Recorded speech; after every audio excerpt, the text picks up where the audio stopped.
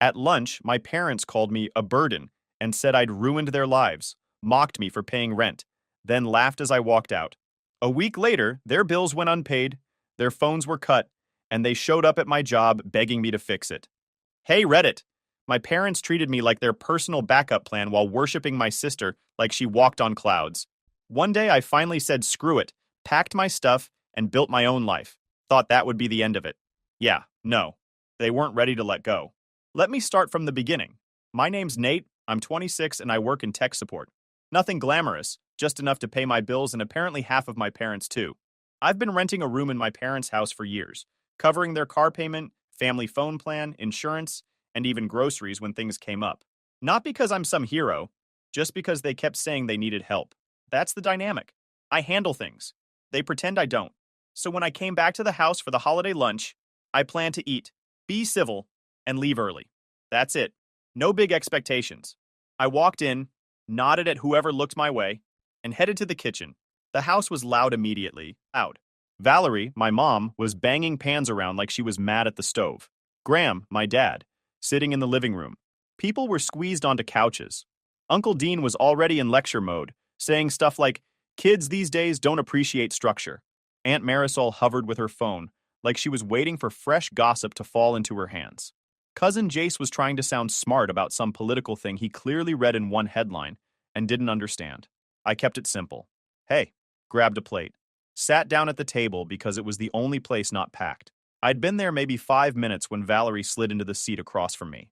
She looked me over like I was a countertop that needed polishing. "So," she said loudly, "still renting that room, I see.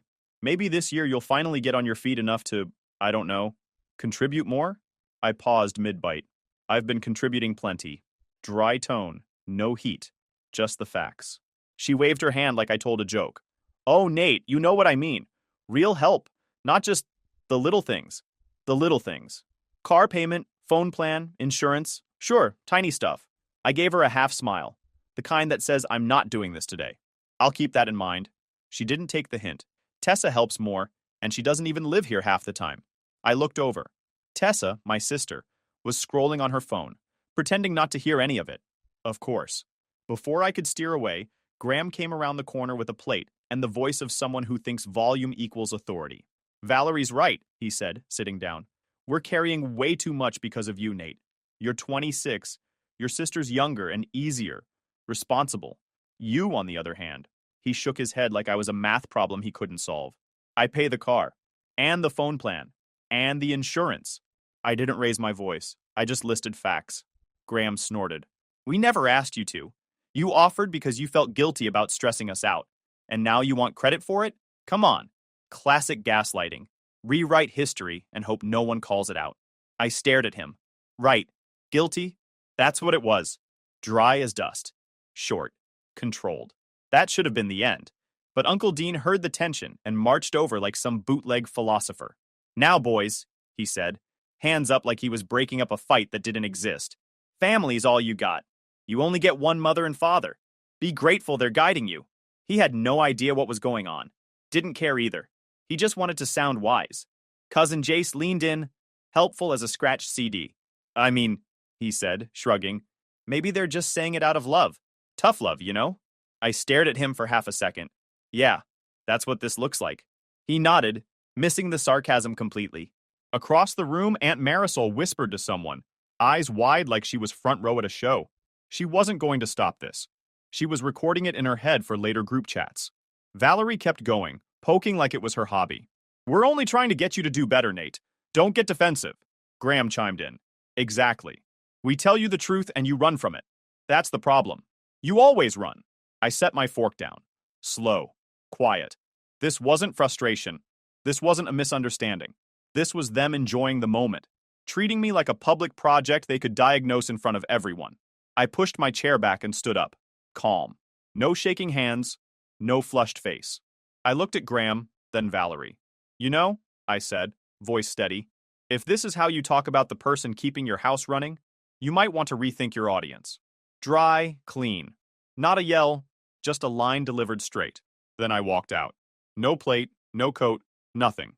Just me leaving their house the same way I'd been planning since the day I turned 18. I didn't hear anyone follow. Didn't look back. I didn't need a scene. They made enough noise for all of us. I didn't say goodbye to anyone. I walked straight to my car, got in, and didn't even turn on the radio. I drove a few blocks before the anger finally started pushing through the calm I'd been holding onto. Not yelling anger, just that tight, cold kind that settles in your chest. I wasn't shocked about what happened. If anything, it felt like the exact thing they'd eventually do. I'd been waiting for it in the back of my mind for years. I just didn't expect them to pick a holiday lunch to perform it. I didn't want to go to a hotel. Didn't want to call anyone for a pep talk. I just wanted distance. I ended up parking behind a closed strip mall, leaned my seat back, and stayed there. It wasn't comfortable, but it was quiet, and quiet was all I needed. I slept in the car. I thought about how predictable it all was. Graham had been calling me difficult since middle school. If I didn't answer a text fast enough, I was disrespectful. If something broke in the house, it somehow turned into a conversation about my choices. Valerie did the same thing, just softer. She'd say stuff like, "We just worry because you're never as stable as Tessa." Meanwhile, they leaned on my paycheck whenever it suited them. I remembered the first time they asked me to cover the car payment. Graham said, "It's temporary. You're the one who uses the car most anyway." I barely drove it. Tessa used it way more, but I paid it. Then the phone plan. Then the insurance. "Just until we catch up," they said. They never caught up. They just expected me to keep filling the gaps. And Tessa? She floated through everything. She could forget chores, drop a class, lose a job, and they treated her like she was still made of glass. They praised her for doing the bare minimum while acting like I was one step away from ruining their lives. She played along because it got her softness, money, and zero responsibility. By the time the sun came up, I wasn't angry anymore. Just done. Cleanly done. I went back to grab my stuff before they were around. When I pulled up, no one was home. Good. I moved fast. Documents, clothes, laptop, the tools, carried the boxes out, and drove off. It felt like finishing a job. Driving away this time didn't feel rushed or angry. It felt clean, like clocking out. I headed straight to the studio apartment I found last month. I had signed the lease a few weeks ago and then stalled, keeping the key buried in my bag while I second-guessed everything. I kept thinking, what if they get mad? Now I realized how useless that was. They were always mad. They just hid it until it benefited them to show it. The studio wasn't fancy. First floor, thin walls, old heater. The windows rattled when trucks went by. I turned the key and stepped into a space that was mine. I set my bags down on the floor and stood there for a second. No noise, no footsteps, no one calling my name like an alarm. I opened the blinds to let some light in. The place was empty except for a basic bed frame and a small table the landlord left behind. I put my stuff down, made the bed with a cheap new sheet set I'd picked up, and unpacked a few essentials. I plugged in my charger. I connected to the Wi-Fi I paid for. Mine. Only mine. It wasn't impressive, but it felt like fresh air. For the first time in my entire life, their voices weren't in the next room. They didn't know what I was doing, where I was sitting, what I was paying for. And standing there in that quiet, I felt something I hadn't felt in years. Peace. Not dramatic, not life-changing. Just steady, simple peace. The kind you notice because you never had it before. For the first week in my new place, I didn't make a single move toward Graham or Valerie. No calls, no texts, nothing. I didn't block them, I just let the silence sit. If they wanted to replay what happened at lunch, they could do it without my help. The first day, Valerie started her routine. Text 1. Let me know you got home safe. I'm still your mother. Text 2. We shouldn't have argued. You know how emotional holidays get. Text 3. You walking out like that was dramatic, Nathan. She was already switching tones like she always did. Soft, then sharp, then wounded. I didn't reply. She hated being ignored more than anything, and that alone was enough reason to stay quiet. By day 2, she escalated. You can't keep running from your responsibilities. You owe us a conversation. After everything we've done for you, this is how you treat us? Every message made it clearer she wasn't upset about the disrespect. They didn't even acknowledge what they said. So, she was upset the dynamic shifted. A boundary she wasn't expecting finally hit her. Graham didn't message until late that night. His first text looked exactly how I expected. Grow up. Short. Blunt. Like he thought that settled something. Then he followed it up an hour later with, if you want to talk like adults, I'm here. No need for theatrics. The man insulted me in front of half the family and was now acting like I caused a scene by walking out. Classic Graham. Start the fire, then pretend you're the one offering the extinguisher. The next morning he sent another text. We're not mad. Let's just reset and move forward. Reset what? I didn't answer. He always tried the nothing happened approach when he knew he crossed a line. I wasn't entertaining that anymore. Uncle Dean chimed in around midweek with a long message about respecting your elders and how family stands together, even when things get tough. He used phrases like he was writing a fortune cookie. I didn't even open the rest. I just read the first 2 lines and swiped it away. He wasn't asking what happened. He was lecturing me to get back in line. Not happening. During that whole week, Tessa didn't message me once, which honestly made sense. She wasn't going to risk losing her spot as the golden child unless she absolutely needed to. She'd stay silent until the situation looked safe for her to speak. That was her pattern. I focused on settling into the studio. Work, furniture basics, meal prep, regular stuff. Nothing dramatic, nothing emotional. Just building a routine without having to anticipate someone else's mood. Every night felt like a reset button I'd never had before. Around day 5, I checked my banking app and saw the upcoming payments for the bills I'd been covering. Seeing them sitting there almost annoyed me. It reminded me how much I'd been carrying without thinking. Not because I loved doing it, but because they convinced me it was temporary every single time. It wasn't temporary. It was convenient for them. So I stopped them. Car payment, canceled, family phone plan, removed my card, insurance autopay, disabled, anything tied to my name or card, done. I didn't send a warning. Didn't send a, since you don't respect me, I'm not paying. Nothing. I just removed myself from the entire setup. If they wanted to call me a burden, then fine. Burdens don't carry entire households. They could pay their own bills, the same way every adult does. It felt good doing it quietly. No speeches, no, look at me being strong. I wasn't trying to prove anything. I was just done letting them drain my energy, time, and money while still talking to me like I was some long-term disappointment. Valerie kept sending messages every day. Some short, some paragraphs. She tried every angle she could think of. Motherly concern, guilt, irritation, outright disrespect. I answered none of it. Graham sent one more text on day 6. Enough games. Call me. I looked at the message, locked my phone, and didn't think about it again. By the end of the week, the quiet didn't feel heavy. It felt clean, peaceful. They'd gotten used to me reacting to everything. Now they were talking into an empty hallway, and the echo was probably driving them insane. I knew the moment the first bill bounced, they'd erupt. I knew the text would go from annoying to frantic. And honestly, I didn't feel bad about it. I wasn't scared of the fallout anymore.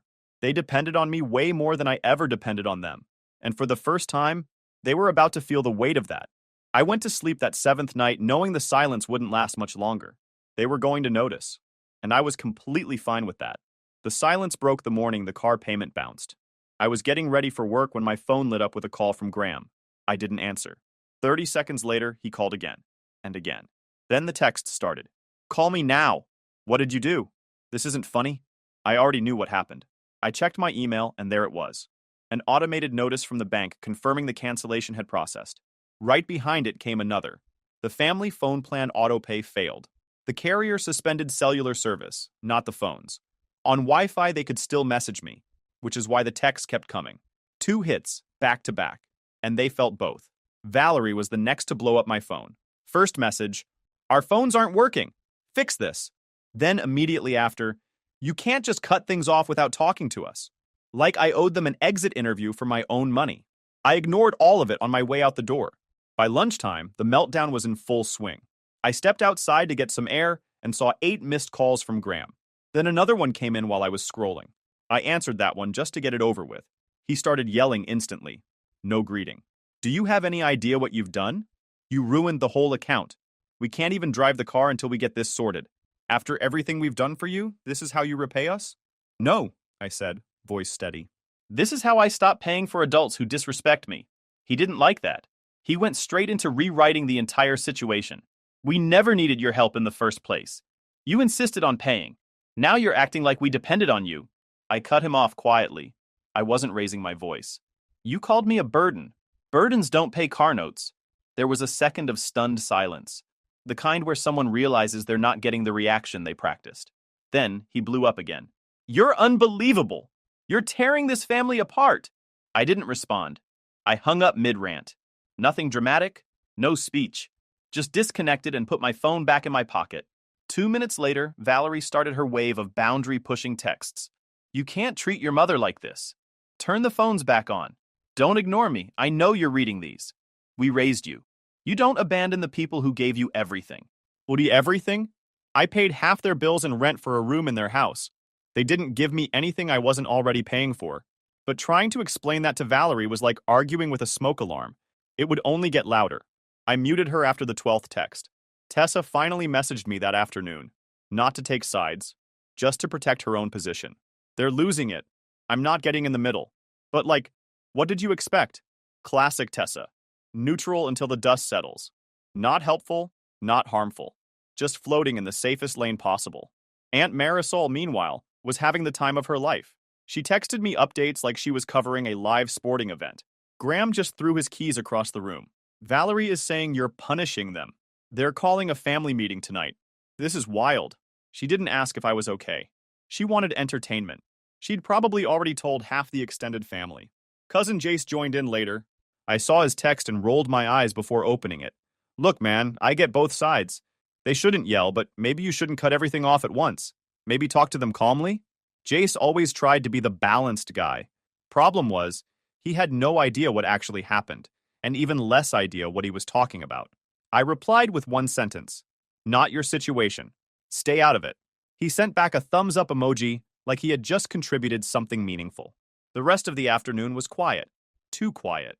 I knew what that meant. They were regrouping. Valerie doesn't stop just because someone tells her no. She considers no a starting point, not an answer. I was making dinner when another call popped up, this time from the house number. Not Graham's cell. Not Valerie's cell. The landline. Old school panic. I let it ring out. Then the voicemail came in. Valerie's voice, frantic and angry. Nathan, this is ridiculous. Enough. You will call us back. You will fix this. We cannot deal with this right now. Do not ignore your family. I deleted it without listening to the rest. For a family that called me dead weight just days before, they seemed awfully dependent on the burden paying their bills. By the end of the night, I sat on the edge of my bed, phone muted, watching message after message pop in without feeling anything heavy.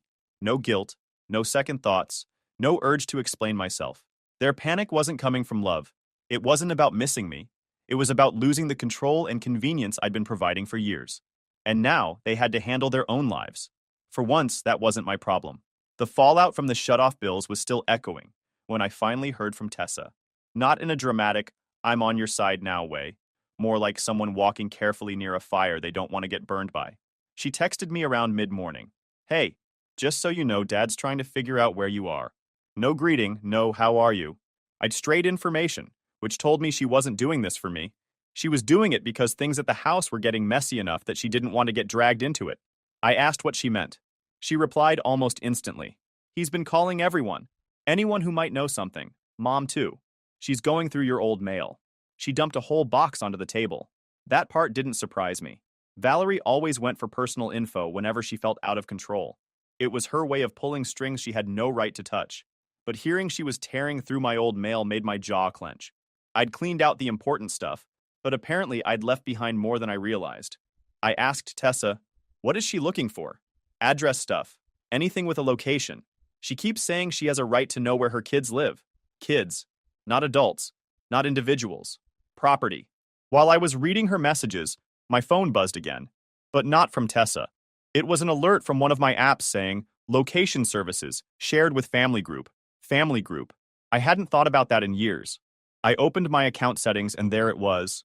My phone still connected to the family plan Graham had insisted on back when I first got a smartphone. He said it was simpler, and I didn't argue because I was a teenager, and it saved me paperwork. Now that simple setup was letting them see exactly where I was every time I moved. A leftover leash I didn't even know I still had on me. I texted Tessa immediately. When did they start checking my location? She hesitated before answering.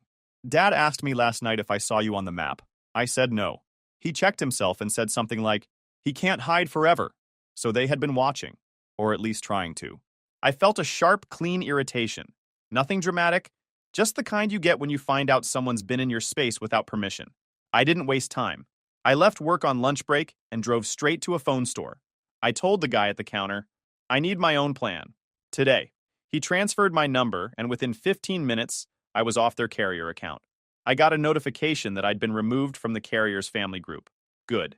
Porting a number doesn't touch Apple or Google family sharing, so I opened settings, Left the Cloud Family group, turned off Find My and any location sharing to them, changed the payment info, and reset my cloud passwords.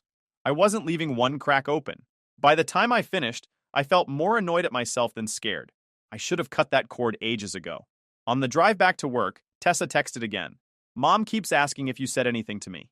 She wants your address. Another message popped in seconds later. She said you're being dramatic and she needs to check on you. Valerie always wrapped control in concern, like that made it softer. I texted back, and you told her, what? Tessa replied, I said you didn't tell me anything. At least she was keeping it simple. But then she added, she's going to ask again. She's not letting this go. I could practically hear Valerie pacing the kitchen, phone in hand, inventing reasons she deserved to know where I was. I typed one message back to Tessa. Short, firm, no anger. Don't give them anything. Play dumb. She didn't argue, didn't push back. She just texted back, yeah, I figured. That told me everything. She wasn't taking my side because she suddenly cared. She just didn't want the blowback hitting her. A few minutes later, Valerie tried to reach me through Tessa again.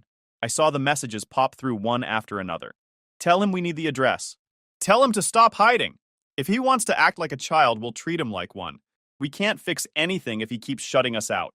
Tessa screenshotted all of them and sent them to me. I replied once more. Just ignore her. She didn't answer after that, probably worried Valerie would notice her helping me even a little. When I got home that evening, I locked the door behind me and put my phone on the counter. The apartment was quiet except for the hum of the fridge. No tracking, no shared accounts, no one tracing my steps through some old plan I forgot existed. For the first time since I moved out, I felt like I was actually away from them, not just in a different building. Cutting off the bills was one thing. Cutting off their access to my life was another. And this time, I knew I'd severed the last wire they had wrapped around me. By the time everything with the phone plan was handled, things at home had gone quiet in that suspicious way, like the silence that comes before someone slams a door. I figured they were regrouping. I just didn't expect them to show up in person. It happened near closing time at work. I was shutting down my station when one of my coworkers walked over and said, "Hey man, there's some people outside asking for you." I stepped toward the front window, and there they were. Graham, Valerie, and Riley, my dad's buddy, who always acted like he was the head of some neighborhood committee no one asked for. They weren't even trying to be subtle. They stood in the middle of the parking lot like they were filming a confrontation for a reality show. Great. I walked outside, keeping the door propped open behind me so I could step back in fast if needed. Valerie spotted me first. She instantly went into full volume crying, the kind meant to cause a scene. "Nate, you can't keep doing this to us," she shouted, loud enough for people coming out of the grocery store next door to glance over. Graham took a step forward, trying to look like he was in charge. Jaw tight, shoulders squared, chest puffed. The second two customers nearby turned their heads. He softened immediately.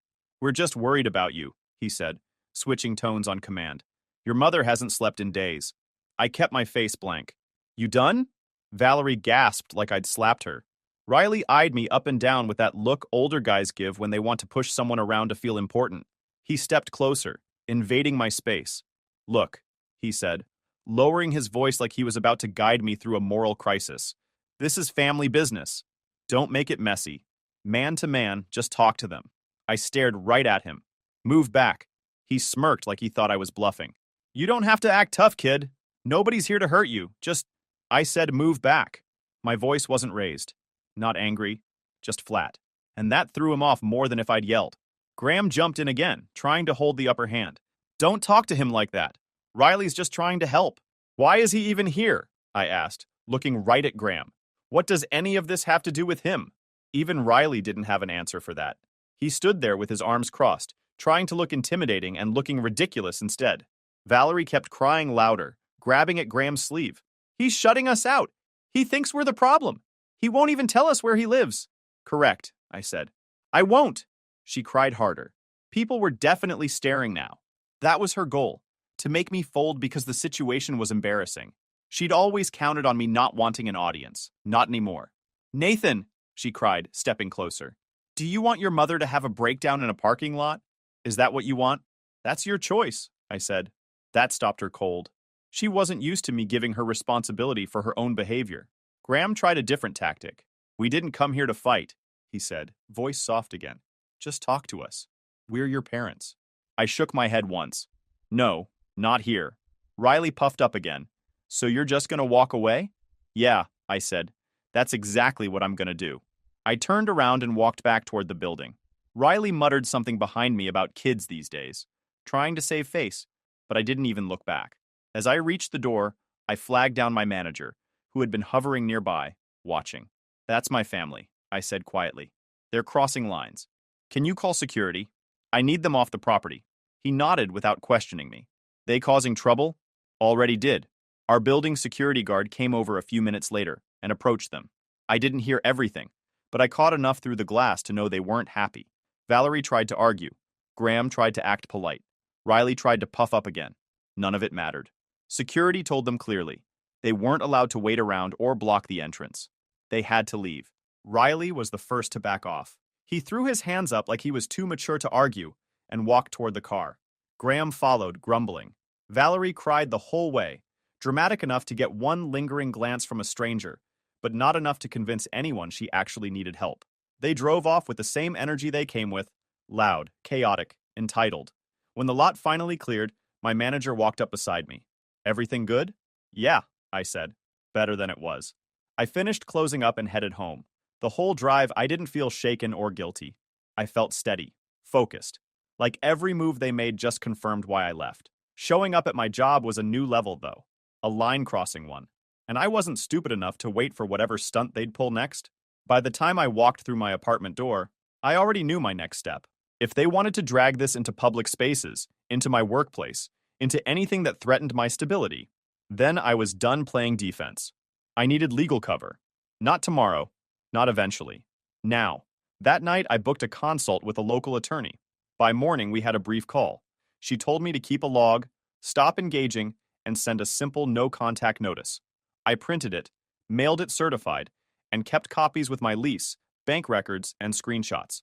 She drafted a petition for a harassment order in case they escalated. I didn't even get a full week of quiet before they made their final move. It was a Thursday morning. I was making coffee when someone knocked on my apartment door. Slow, steady, official. Not Graham's angry pound, not Valerie's frantic tapping. I looked through the peephole and saw two police officers standing outside. I opened the door calmly. Morning, one of them said. Are you Nathan Hale? Yeah, I answered. What's going on? They told me they'd received a report from my parents. According to Graham and Valerie, I had abandoned the household, taken property that wasn't mine, and cut off essential services in a malicious way. They made it sound like I'd stolen a car and fled the state. I didn't react. I didn't panic. I just stepped back and said, Come in. I already know what this is. The officers entered and stood near the table while I pulled out a folder I'd been building since leaving. I wasn't paranoid. I was prepared. They'd been escalating nonstop. This was the logical next step. I laid everything out cleanly. Bank records showing years of transfers to pay their bills. Screenshots of texts from Graham and Valerie admitting to what I'd covered. Proof of my move-out date, lease agreement, and updated address. Evidence of tracking attempts through the old family phone plan. And a short printed timeline of the last 2 weeks. Bullet-pointed, no extra commentary. The officers looked through everything quietly. One of them nodded at the paperwork. You organized this ahead of time? He asked. Based on how things were going, I said. It wasn't hard to predict. They didn't smirk, but they didn't hide the fact that they understood exactly what kind of situation this was. Then they asked if I would call my parents, on speaker, so they could clarify a few points. I agreed. If they wanted to play games, they could do it with witnesses present. I dialed Graham. He answered immediately, probably because he thought the number meant he'd finally cornered me. What do you want? He snapped. One officer spoke. Mr. Hale, this is Officer Daniels with the city police. We're with your son and following up on the report you filed. There was a pause, just long enough to hear panic creep in. Oh, right. Yes. His voice suddenly softened, like he'd been rehearsing sympathy in the mirror. We're just very worried. Our son has been unstable. We didn't want things to get out of hand. Gaslighting in real time.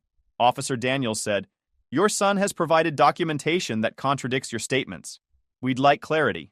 That cracked Graham's composure. Well, things got misunderstood. The bills. He took things out of our name without permission. He was paying your bills personally, the officer said flatly. We have records. Graham stuttered. It wasn't like that. He offered. He owes us. There it was. The real reason behind everything. The officer didn't even entertain it. That is not a legal basis for a complaint. and making a false report is a serious issue. Before Graham could twist anything else, Valerie snatched the phone. Nathan, why are you doing this? Bring them in. Let me talk to them. Officer Daniels cut her off. Ma'am, this is a formal inquiry. Please answer the questions asked. Valerie didn't listen. She never listened. She kept pushing. He won't even tell us where he lives. We have the right to know where our child is. He is an adult, the officer answered. You have no such right. I almost felt the air get knocked out of her through the phone. She tried again, louder. He abandoned us. He won't pay the bills. He ruined everything. Ma'am, the officer repeated, tone firmer. None of that is criminal. You need to stop contacting him unless he initiates communication. Her voice cracked into that dramatic cry she used whenever she wanted sympathy. You don't understand? The officer hung up. Sir, he said to me, if they continue contacting you like this, you can file for a no-contact order. Based on what we've seen, you'd likely get it. They gave me a card, took one more look at the documents, and left with a simple, respectful nod. Door closed. Silence again. Not the kind from before, when everything felt like it was building towards something. This one was clean. Final. Of course, the family couldn't leave it alone. It took only an hour before Uncle Dean called. I didn't pick up.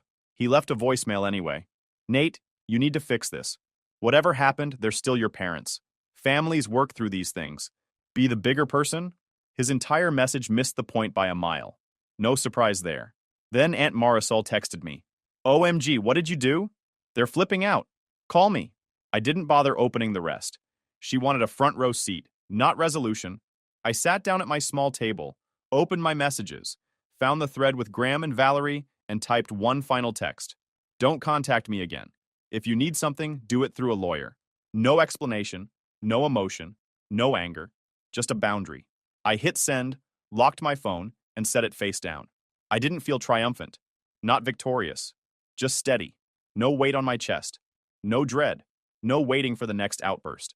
For the first time in years, everything was quiet, and it actually meant peace, not the calm before another storm. And this time, the quiet belonged to me. That's where the story ends. No contact, no guilt, just peace. But I know a lot of people deal with families like this, and it's never simple. How would you handle parents who use guilt as control? Do you think walking away is strength or avoidance? If you enjoyed this video, please hit that subscribe button. It really helps the channel and help us bring you more and better stories. Thanks.